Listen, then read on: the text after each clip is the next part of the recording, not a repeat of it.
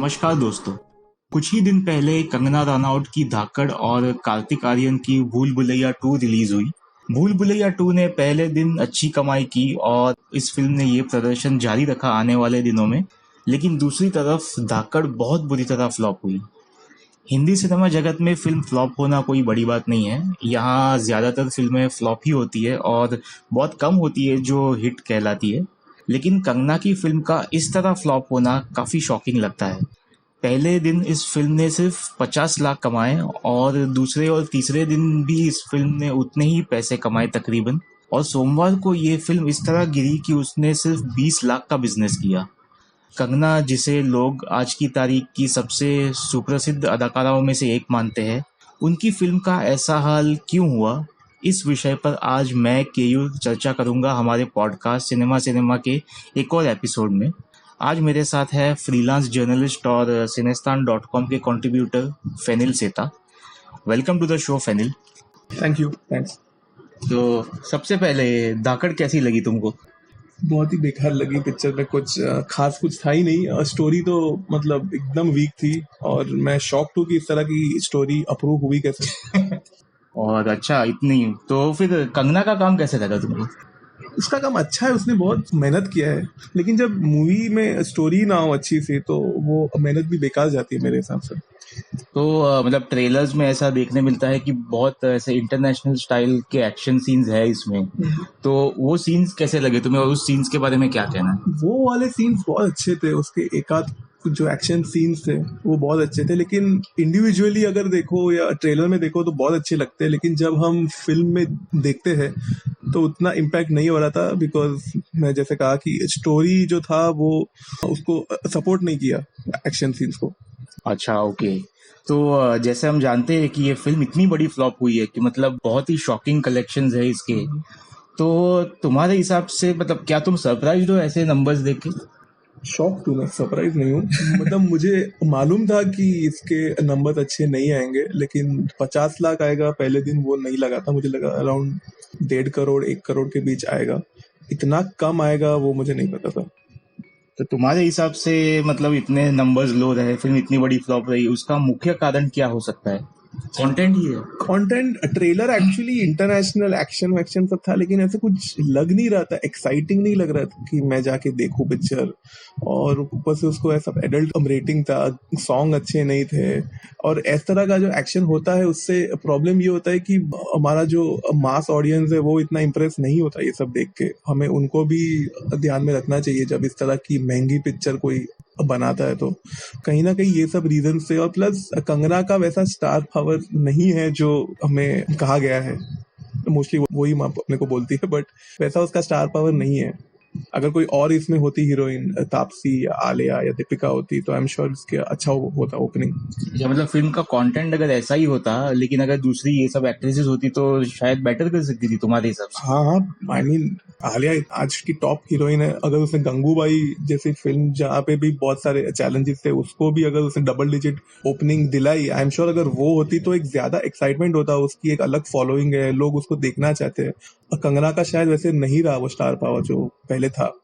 अच्छा, तो जैसे तुमने एडल्ट फिल्म को, इस फिल्म को एडल्ट रेटिंग दिया गया उसकी बात की, तो इसमें काफी वायलेंस है और इसकी वजह से एडल्ट रेटिंग दिया गया। तो अगर एडल्ट रेटिंग नहीं होता, फिल्म में इतना वायलेंस नहीं होता, तो बेटर हो सकते थे नंबर्स। हाँ, तो और होता ना, और अच्छा होता। फैमिली ऑडियंस जाती थी। हाँ, फैमिली या यूथ जाता, उन लोग को भी लगता कि हाँ चलो इसमें कुछ है। बिकॉज एक फीमेल सेंट्रिक फिल्म का एक होता है, थोड़ा सा अपील होता है। तो आई एम श्योर अगर थोड़ा कम वायलेंस होता, थोड़ा एंटरटेनमेंट ऐसा लगता कि थोड़ा सिर्फ वायलेंस नहीं है, उसको ऐसे दिखाते हैं ना कि बहुत बार इस तरह की मूवीज में जो मेन जो होता है, मेन हीरो या हीरोइन होती है, वो थोड़ा सा कॉमेडी टाइप होता है, थोड़ा सा बैडएस होता है, विकेड सेंस ऑफ ह्यूमर। अगर वो सब भी अगर ट्रेलर में सामने आया होता तो लोगों को थोड़ा और इंटरेस्टिंग लगता। इनफैक्ट वो तो UA होता तो भी लोग जाते अगर वो वाला पिक्चर में एलिमेंट अगर होता तो। अच्छा, तो इससे एक चीज सामने आती है कि हमको बहुत बार ये बताया गया है कि कंगना बहुत ही बड़ी स्टार है, one of the biggest female superstars of India वैसे।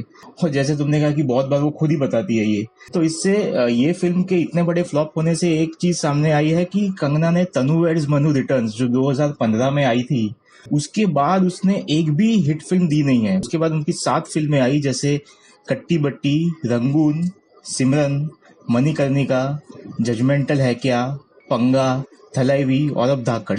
इसमें मैंने आई लव न्यू ईयर को काउंट नहीं किया क्योंकि वो बहुत टाइम से डिलेड फिल्म रही है। तो इतने ये एक बहुत बड़ा बबल अब बर्स्ट हुआ है कि क्वीन के बाद इसको बॉक्स ऑफिस क्वीन कहने लगे थे लोग। तो वो एक बहुत जो एक बबल बनाया गया था जो कंगना ने खुद नहीं बनाया है, तो वो एक बर्स्ट हुआ है फिल्म के कलेक्शंस को देखकर। हाँ बिल्कुल हुआ, बिकॉज इसके बाद वो बोल ही नहीं सकती ना कि वो क्वीन है। अगर क्वीन होती तो कोई तो जाता, अगर ट्रेलर अच्छे नहीं है या जो भी, अगर आपका इतना बड़ा फॉलोइंग है, अगर वो जिस तरह से वो बोल रही थी, तो कोई तो आता उसको सिर्फ उसको देखने के लिए, बिकॉज स्टार पावर तो वही होता है ना। आज टाइगर श्रॉफ की मूवी भी बहुत बड़ी फ्लॉप गई है, लेकिन उसके इस तरह के नहीं थे कलेक्शन। उसके 3 करोड़ 4 करोड़ का था कलेक्शन हीरोपंती 2 का। वो होता है स्टार पावर। यहाँ पे स्टार पावर कभी था ही नहीं, और हम सब जानते थे, आई थिंक ट्रेड और जो है ना इंडस्ट्री जानती थी, लेकिन अभी लोग भी समझ गए और ये बात कंफर्म हो चुकी है कि वो नहीं है क्वीन बॉक्स ऑफिस की। अच्छा, तो जैसे हम लोग जानते हैं, हम सब जानते हैं कि कंगना जो है वो रूलिंग पार्टी की कितनी बड़ी सपोर्टर रही है, और इस पार्टी के जो समर्थक है वो उन्होंने इन कंगना को एक तरह से देखा जाए तो सिर पे चढ़ाया है, और वो इनको बहुत पसंद करते हैं। वो विवादास्पद बयान देती रहती है, कंट्रोवर्शियल स्टेटमेंट देती रहती है, उसके बाद भी वो उसको सपोर्ट करते हैं, और यहाँ तक कि मतलब उसके बाद ज्यादा सपोर्ट करते हैं। तो वो लोग भी धाकड़ देखने नहीं गए, ये एक सरप्राइजिंग नहीं लगा तुमको? मुझे बिल्कुल नहीं लगा सरप्राइजिंग, बिकॉज वो लोग कभी मूवी गोइंग ऑडियंस है ही नहीं, और इसीलिए ये जो पूरा बॉयकॉट बॉलीवुड का भी जो कैंपेन था इसी रीजन से फ्लॉप हुआ, बिकॉज ये वो लोग बॉयकॉट किए थे इंडस्ट्री को जो कभी मूवी देखते ही नहीं थे। कल को मैं भी बोल सकता हूँ I am going to boycott Philippines, जबकि मैं वहां कभी शायद जिंदगी में नहीं जाने वाला हूँ। तो वो सब मतलब वो सब ऐसे ही था, और ये जो उसको सपोर्टर्स थे, शायद उन लोगों ने, जैसे तुमने कहा, कि उसको सर पे रखा था और उसको लगा कि मेरे तो बहुत फॉलोअर्स है, मैं कुछ ट्वीट करती हूँ। अब तो नहीं करती ट्वीट, बिकॉज ट्विटर पे है नहीं, बट इंस्टाग्राम पे लिखती हूँ तो मुझे इतने सारे आते हैं मैसेजेस, सपोर्ट आता है, तो मतलब मैं तो सबसे बड़ी स्टार हूँ। कहीं ना कहीं it just went into her head that she is one of the top stars and all. और कहीं ना कहीं आई थिंक वो ही अभी एक बर्स्ट हुआ है, बिकॉज वो लोग जो है, बिकॉज क्या है ना, इंस्टाग्राम पे उसको लिखना या जो भी लिखना कि आप नंबर 1 हो, वो तो उसमें 1 सेकंड लगता है लिखने में, लेकिन मूवी के लिए जाने के लिए बहुत एक ज्यादा एफर्ट लगता है, जो लोग तभी लेंगे जब उनको ऐसा लगे कि यार ये मूवी देखने लायक है। तो आई थिंक कहीं ना कहीं वो एक सामने ऑफकोर्स बात आई है, लेकिन मैं शॉक्ड हूँ ये देखे कि इतने सारे प्रोड्यूसर्स थे जो इसके ऊपर, इसके मूवी में इतना सारा जाके अपना फंड किया इसकी मूवी को, इतने सारे, मतलब ये जो धाकड़ है, मैंने ये सुना है कि इसका बहुत ज्यादा बजट है, कुछ आई थिंक 80 करोड़ का है बजट। तो ये बहुत बहुत ही ह्यूज आंकड़ा है। मतलब अभी हम देखा जाए तो मूवी का लाइफ टाइम क्या होगा, 2 करोड़ 3 करोड़ होगा। ऊपर से इसने जो फीस भी ली है वो भी इसकी बहुत हाई फीस है, और ये ऑलरेडी प्रूव हो चुका था जिस तरह से थलाइवी या पंगा जिस तरह से फ्लॉप हुई थी कि ये इतनी बड़ी स्टार नहीं है। तो ये लोग क्यों, मतलब इन लोग को क्यों अक्ल नहीं आई, इन्होंने क्यों इतना खर्चा किया, मैं ये नहीं समझ पा रहा हूँ। और इसके साथ ही अगर अपकमिंग फिल्म्स की बात करें तो उसका भी मुझे अभी वो लग रहा है कि इसका क्या होगा, अपकमिंग फिल्म्स का बॉक्स ऑफिस क्या होगा। अच्छा, और हमने ये जैसे देखा है कि रूलिंग पार्टी के सपोर्ट में कंगना ने बहुत सारे विवादास्पद बयान दिए हैं कुछ सालों में। अगर वैसे तो बहुत सारे दिए, अगर हम 2 की बात करें तो एक बार पिछले साल उन्होंने ये कहा था कि इंडिया को आज़ादी 2014 में मिली, और 1947 में जो आज़ादी मिली थी वो एक भीख थी, और उसके पहले उन्होंने मुंबई को पीओके के साथ कंपेयर किया था। तो क्या तुम मानते हो कि ऐसे बयान देने की वजह से भी लोग उसे नापसंद करने लगे रिसेंट टाइम्स में?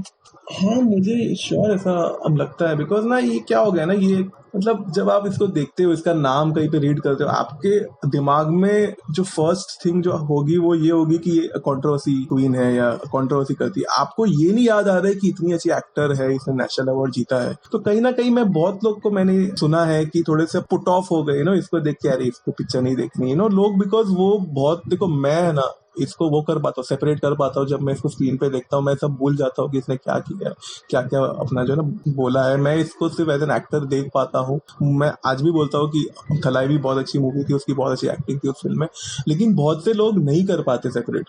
उन लोग से वही होता है कि यार इसकी पिक्चर नहीं देखनी है। तो कहीं ना कहीं वो बहुत बड़ा एक हुआ है फैक्टर कि इसने इतना सारा कंट्रोवर्सी अब कर करके लोग भूल चुके हैं कि ये एक फाइन एक्टर हुआ करती थी, मतलब है अभी भी, लेकिन वो उस तरह से उसको देखते हैं। जो उस टाइम पे जो क्वीन वगैरह मूवी आई थी तब एक ऐसा अलग सी इज्जत थी इसके लिए, और ये कहां से कहां जा सकती थी वो मूवी के बाद, लेकिन वो हुआ नहीं है। तो आई एम श्योर कि, और इवन मैं तो देख रहा हूँ कि जो इसके सपोर्टर्स है, जो राइट विंग वाले हैं, इनफैक्ट वो लोग भी इससे थोड़े से खफा है अभी रिसेंट टाइम में, जब उसने लॉकअप में वो मुनावर फारूकी के साथ अच्छी दोस्ती की उसने, फिर सलमान खान को बोला ट्वीट, मेरा मूवी का ट्रेलर ट्वीट कर दो। हाँ, तो वो लोग भी बोल रहे यार तुम तो हमारे साइड थी, वो सब वो जब जो है नॉनसेंस की यू वर्सेस अस, वो सब चीजें जो होती रहती है। तो ऑफ कोर्स मैं ये बोल रहा हूँ कि दोनों साइड के लोग जो है वो थोड़े से इससे अब नाराज है, और ये जो है ना अच्छी बात नहीं है।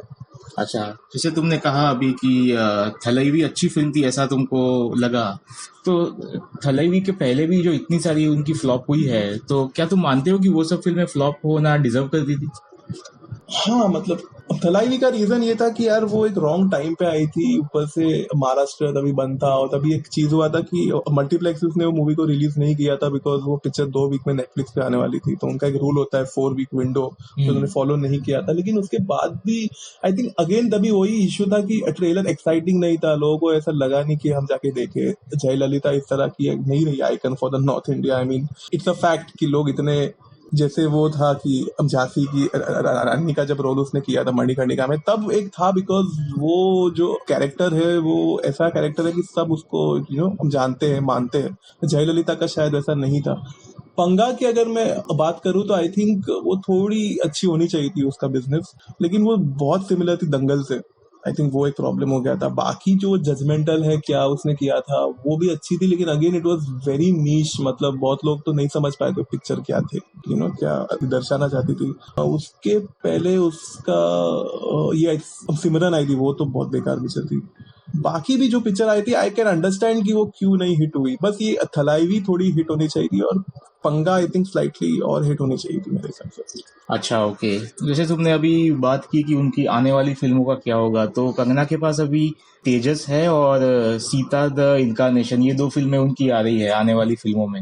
एक और फिल्म भी है सब इमरजेंसी, जिसके बारे में उसने अभी 2 दिन पहले डाला था, जिसमें इंदिरा गांधी का रोल किया है। हाँ, तो ऑब्वियसली धाकड़ के ऐसे कलेक्शंस देख के उन प्रोड्यूसर्स का टेंशन तो बढ़ गया होगा। तो क्या तुमको लगता है कि वो लोग ये सोचेंगे कि कहीं हम ये फिल्म ओटीटी पे डाल दे डायरेक्टली, ऐसा उनके ख्याल आता होगा उनको? What do you expect? शायद आता होगा, बट तेजस शायद आई थिंक उसके कॉस्ट कंट्रोल में है। I think from what I have heard वो तो डाल सकते हैं डिजिटल पे, लेकिन सीता में अब तक तो शूटिंग या कुछ भी स्टार्ट नहीं हुआ, लेकिन बहुत महंगी पिक्चर होगी, और वो पीरियड फिल्म है, रामायण के टाइम की फिल्म है। और अभी क्या हुआ ना, एक अपना बेंचमार्क सेट हो गया तानाजी RRR के बाद कि अब पीरियड फिल्म में इतना स्केल होगा तो ही लोग जाएंगे। तो इसमें वो अगर स्केल लाएंगे तो ऑफकोर्स उसका कॉस्ट अपना वो का बढ़ेगा, लेकिन इसकी फिल्म तो नहीं देखते लोग अब, तो हम जानते हैं हम, तो उस हिसाब से आई डोंट थिंक कि ये सही डिसीजन होगा इसके साथ इस तरह की फिल्म ऐसा अपना बनाना। बाकी इमरजेंसी भी आई थिंक पीरियड फिल्म ही हो गई, तो वो भी महंगी पिक्चर ही होगी। आई एम श्योर इंदिरा का वो लोग बैड साइड दिखाएंगे, बिकॉज इमरजेंसी नाम है, लेकिन अगेन वो it has to be well made, तो ही लोग हम जाएंगे देखने। तो अगेन, और ऊपर से ये है तो वो एक स्टार पावर है नहीं, तो आई थिंक डिफिकल्टी होगी, और प्रोड्यूसर्स को आई एम श्योर या टेंशन होगा। लेकिन अगेन वो डिजिटल पे डाल सकते हैं कि नहीं वो थोड़ा मुश्किल है कहना, बिकॉज इसकी मूवी सब महंगी होती है।